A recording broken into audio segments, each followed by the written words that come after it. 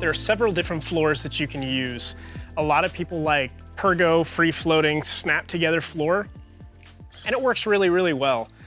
We've used all sorts of different kinds of flooring and just kind of test stuff out in the beginning, and we've found the completely composite ones are very susceptible to heat, i.e. they swell and they bubble up and they become very, very uneven, and you see a lot of cracks being introduced.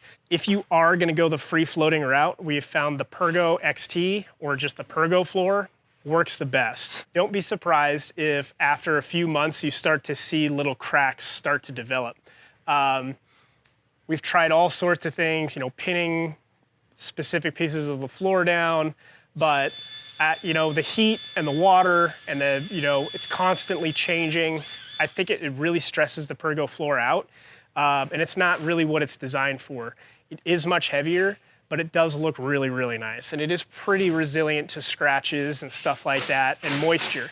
The flooring we like the most is either the coin dot or some other form of lawn seal. The nice thing about it is it's one single roll, so essentially waterproofing your floor aside from the edges. Again, very resilient, it's tough to scratches, and it's really easy to clean up. And I think that's probably one of the best things about it. They use this stuff on public transportation, in ambulances, fire trucks, what have you. It's a very, very strong floor, and chances are you're gonna be putting rugs down on the floor, you're gonna have gear down on the floor, so you're not gonna see much of your floor. My recommendation is get something that is a little bit industrious and something that is gonna stand the test of time, because you will beat your floors up. It's a small space, you're constantly getting in and out, maybe you're parked in like a rocky, gravelly area, and you just bring that stuff into your van. You're constantly gonna be sweeping and cleaning, and it is nice to have something that will hold up. So this kind of flooring, I think, is by far and away the best way to go. You can get some other prettier looking woods as well. Maybe you have to cut your own floor, or you already have a stock floor. Either way, once you have the floor cut, remove the pieces, take it out, set it on top of your coin dot or your line seal, and then trace it out, and your flooring will be perfect if you do that. And we don't screw our subfloors down. If we have the stock floor, we use the stock bolts to kind of put the floor in place.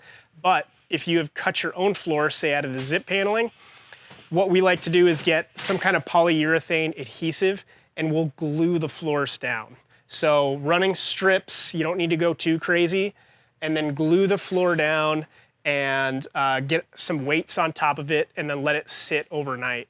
That way you're not poking holes in the bottom of your van, introducing water from road spray into your van. I just find it to be a much better way than hammering a whole ton of screws into your floor and having a bunch of rusty screws after a little while hanging out underneath your van.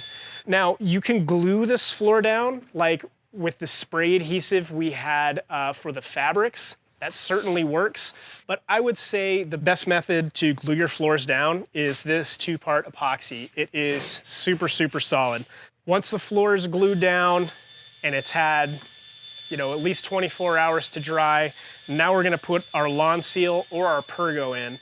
If you're going the lawn seal route or the vinyl, like a big roll, you're gonna wanna roll this stuff, set it into your van, and make sure it's nice and relaxed, it's not bubbling up. And you're only gonna wanna do half of the van at a time. Don't try to do it all at once.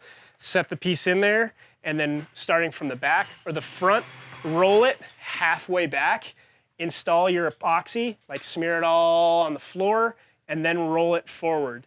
This is where these rollers come in handy, maybe like a rolling pin or a dowel to try and get everything even.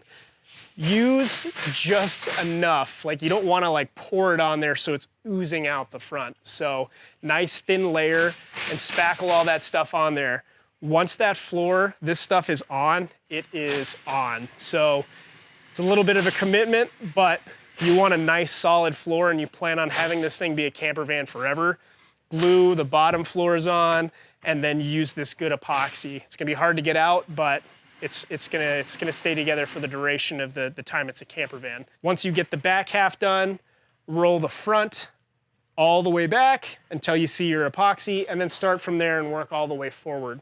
So it's pretty easy, it's pretty straightforward, but Overall, I would say the epoxy route is the best way to go, but the spray adhesive works as well.